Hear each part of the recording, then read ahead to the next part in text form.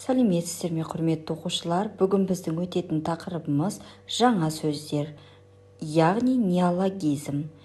Неологизм ғылым мен техниканың дамуына байланысты қолданысқа енген тілдегі жаңа сөздер. Мысалы, үнтаспа, кассета, зейнетақы, пенсия, жер серігі, спутник, ғарышкер, космонавт.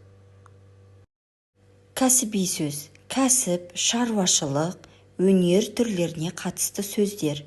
Кәсіби сөздер екі салаға бөлінеді. Қолөнер және шаруашылық. Бірінші, қолөнеріне ұсталық, тоқымашылық, тігіншілік, зергерлік деген сияқты. Мысалы, пышқы, араның бір түрі. Шербек, үлкен ара. Тышуар, бұрап тесетін құрал. Атауыз, шеге, суырғыш. Диалект сөз, белгілі бір аймақтағы ауызекі тілде ғана қолданылатын сөздер. Мысалы, сым, кейбір жерде шалбар деп атайды. Диалект сөздер уақыт өте келе әдеби тілге еніп, жалпы халықтық тілге айналады. Мысалы, жейде, ұжым, кеден, үшем, төртем деген сияқты сөздерді жатқызуға болады. Кірме сөз, ана тілімізге шет тілден енген сөздер. Кірме сөзде көбіне буын үндестігі сақталмайды. Мысалы, кітап, театр. Кірме сөз тілдің құрамын байытады.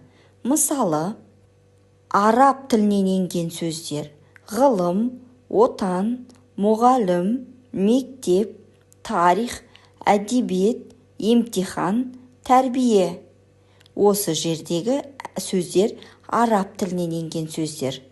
Парсы тілінен енген сөздер: тақта, пайғамбар, наурыз, дос. Орыс тілінен енген сөздер: парта, цирк, кино, алгебра, жәшік, кереует, бөтелке, бәтеңке, тәрелке, сөмке. Яғни сіздерге таныс болып тұр, сөмке, сумка, бәтеңке, ботинка. Моңғол тілі: нөкер, жасақ, аймақ, жарлық, тарбағатай, зайсан деген сөздерді атауға болады. Термин сөз, ғылым, техника, спорт, мәдениет, саясат салаларына жататын сөздер. Интернационалдық термин, бірнеше елде бір атаумен қолданылатын терминдер. Яғни фонетика, экономика, экология деген сөздерді жатқызуға болады. Яғни орыстар фонетика десе, қазақтарды фонетика дейді, ағылшындарда фонетика дейді, анау американдықтарда фонетика дейді. Яғни барлық халыққа түсінікті сөздер. Термин сөздердің басты белгісі тура мағыналы сөз болып келеді екен. Қазақ тілінде терминдер екі жолмен жасалады. Біріншісі, қазақ тіліне орыс тілінен енген терминдер. Лингвистика, синоним, термин, фонетика деген сөздер. Математика, квадрат, куб, коэффициент. Географияда карта, глобус, масштаб.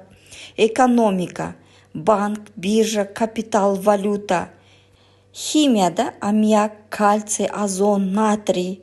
Спорт, футбол, раунд, бокс, баскетбол деген сияқты сөздерді орыс тілінен енген сөздер екен. Екінші, кірме сөздердің орнына қазақша сөзді қолданудың екі түрі бар екен. Олар жергілікті және көне сөздер арқылы. Мысалы, кеден, таможня, нарық, рынок, жарғы, устав деген сияқты.